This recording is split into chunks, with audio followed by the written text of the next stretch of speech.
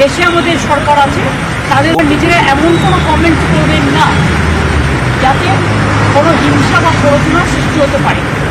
সকলেই আমাদের ভাই বোন এটা মনে রাখবেন। বাংলাদেশের যে ঘটনা, সেই ঘটনাতে আমরা সবাই উদ্বিগ্ন, কিন্তু সেটা নিয়ে পোস্ট করতে গিয়ে এমন কিছু লিখবেন না বা বলবেন না যাতে বাংলার কোনো শান্তি নষ্ট হতে পারে বা ভারতের শান্তি নষ্ট হতে পারে।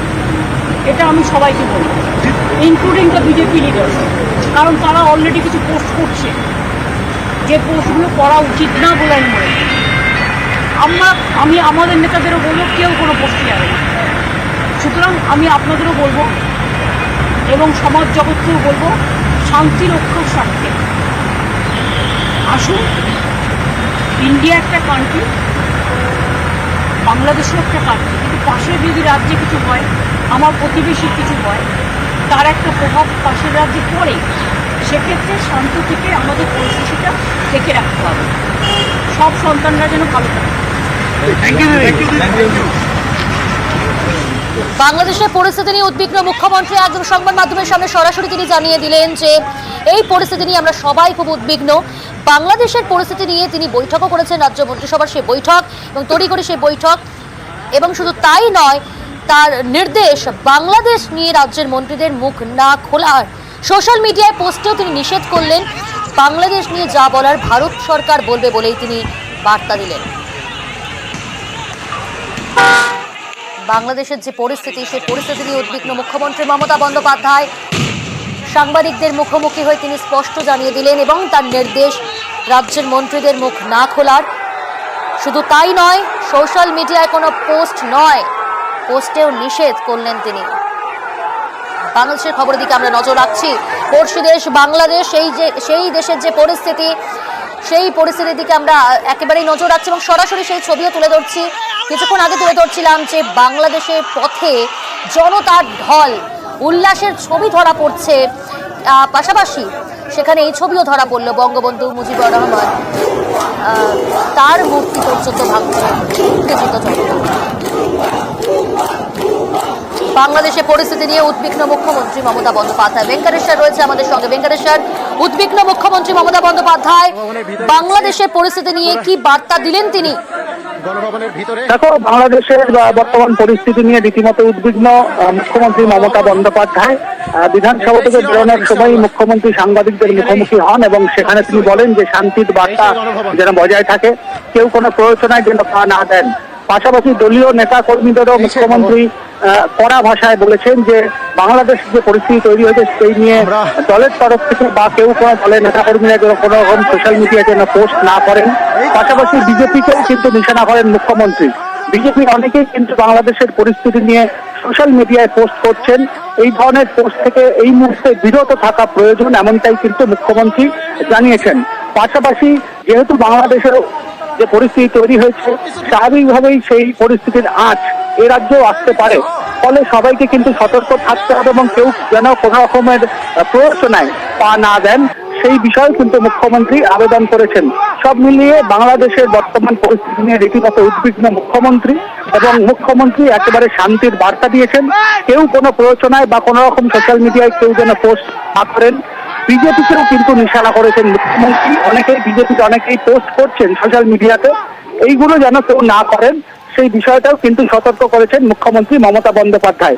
সব মিলিয়ে মুখ্যমন্ত্রী একেবারে উদ্বিগ্ন বাংলাদেশের পরিস্থিতি নিয়ে এবং বাংলার যে পরিস্থিতি নিয়ে এখানকার রাজ্য প্রশাসনকেও কিন্তু সতর্ক করা হয়েছে। মুখ্যমন্ত্রী একেবারে নির্দেশ দিয়েছেন।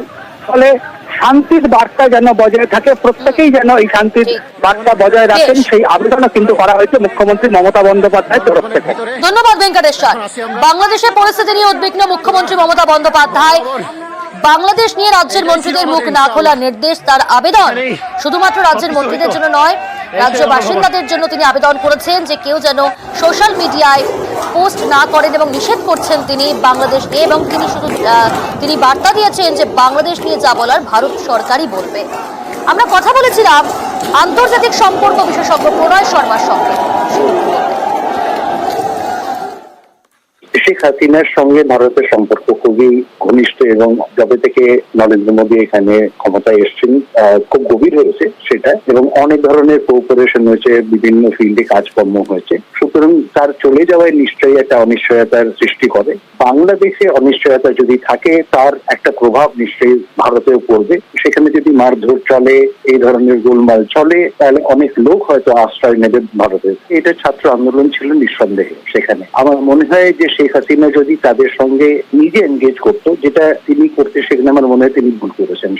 সেখানটায় তিনি তাদের ছাত্র বাহিনী যেটা আছে, ছাত্রের সঙ্গ তাদেরকে না দিয়ে, পুলিশ ব্যবহার না করে যদি তাদেরকে আলোচনা ডাকতেন, আমার মনে হয় এই ঘটনা তিনি আগেই অনেক কন্ট্রোলে আনতে পারতেন।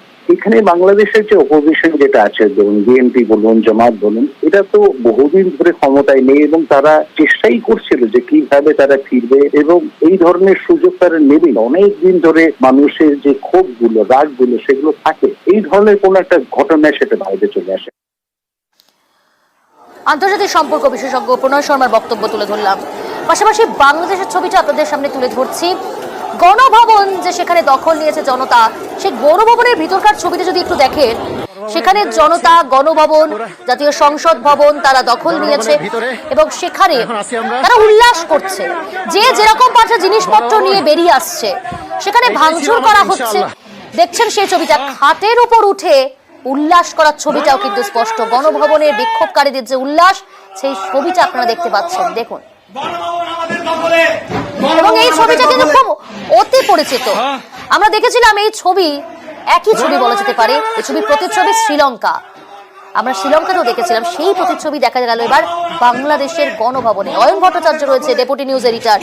আর এই প্রতিচ্ছবি অর্থাৎ শ্রীলঙ্কার প্রতিচ্ছবিটাই এবার দেখা গেল বাংলাদেশে গণভবন, সংসদ ভবন, সেই সমস্ত সরকারি ভবনগুলোতে এই ছবি ধরা পড়লো, এই উল্লাসের ছবি।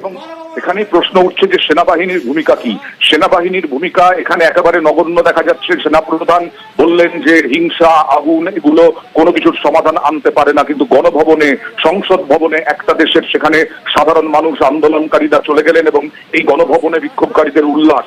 এখানে সেনাবাহিনী একবারও আমরা দেখলাম না পদক্ষেপ করতে, বা শুধু তাই নয়, ছবিতে দেখতে পাচ্ছি সেনাবাহিনীর তারা দাঁড়িয়ে রয়েছেন, সেনারা দাঁড়িয়ে রয়েছেন, তাদের সামনে দিয়েই জনতা ঢুকে যাচ্ছে গণভবনে। এই বিষয়টা যে কাজে লাগানো, যে ক্রোশ, যে আক্রোশ, যে বিক্ষোভ এতদিন ধরে মনের মধ্যে পুষে রেখেছিলেন বাংলাদেশের মানুষের শেখ হাসিনার বিরুদ্ধে, সে আক্রোশটাকে আরো কাজে লাগানো, যাতে একেবারে সেনাবাহিনীর প্রতি তাদের সমর্থন জানান বাংলাদেশের মানুষ। এবং যেখানে বলেছেন, বাংলাদেশের সেনাপ্রধান নিজে বললেন যে আমাকে আপনারা বিশ্বাস করুন, আমার উপরে ভরসা করুন, আপনারা আমার উপরে, হয়তো এরপরে হয়তো পরিস্থিতি সামান্য হয়ে যাবে, ঠিকঠাক হয়ে যাবে, কিন্তু এই যে এখন চলছে সেটা বাংলাদেশের সেনাবাহিনী চাইছে যাতে তাদের প্রতি, বাংলাদেশের সেনার প্রতি যাতে তার ভরসাটা, বিশ্বাসটা এইটা থাকে, আক্রোশটা আরো বাড়ে শেখ হাসিনার বিরুদ্ধে।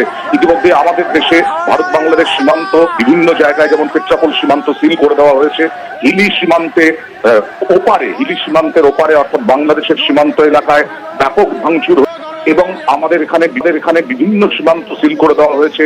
অন্যদিকে আরো কিছু জায়গায়, যেগুলো বাংলাদেশ সীমান্তের লাগোয়া, মালদা থেকে আরম্ভ করে, মুর্শিদাবাদ থেকে আরম্ভ করে বিভিন্ন জায়গায় সেনাবাহিনী এবং বিএসএফ ব্যাপক নজরদারি রাখছে। ইতিমধ্যেই যা জানা যাচ্ছে, শেখ হাসিনা লন্ডনে যাচ্ছেন, লন্ডনে চলে গেলেন, এবং আন্তর্জাতিক বিশ্লেষকরা মনে করছেন আর কোনোদিনও ক্ষমতায় আসার সম্ভাবনা থাকছে না। আগামী 10 বছর হয়তো দেখতে হবে ভবিষ্যৎ সেনার হাতেই রইল বাংলাদেশে।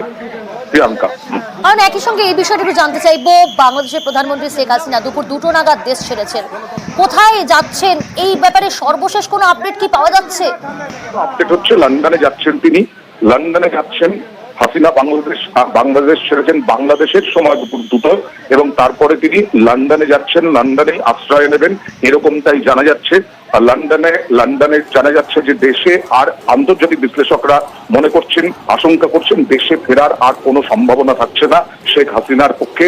শেখ হাসিনা নাকি শেষ সময়ে একটা ভাষণ রেকর্ড করার চেষ্টা করেছিলেন বা দেশ ছাড়ার সময়, কিন্তু সেই সুযোগটুকুও তিনি পাননি। কারণ সেনাবাহিনী, অনেকে বলছেন যে সেনাবাহিনী আসলে সরিয়ে দিয়েছে শেখ হাসিনাকে, কারণ শেখ হাসিনার উপরে আক্রমণ নেমে আসতে পারত। হাসিনার সঙ্গে তার বোন রেহানাও, তারাও লন্ডনেই যাচ্ছেন দুজনে মিলে। বেশ,